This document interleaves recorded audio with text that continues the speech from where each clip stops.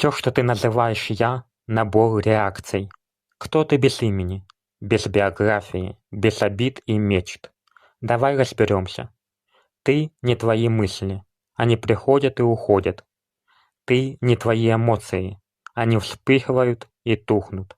Ты даже не твои ценности, они навязаны культурой, страхами, опытом. «Я» — это иллюзия непрерывности. На деле динамический набор реакций на внешнее. Просто скрипт, который кто-то написал до тебя.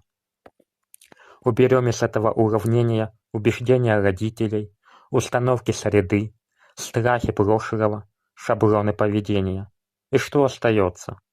Пустота и возможность переписать все заново.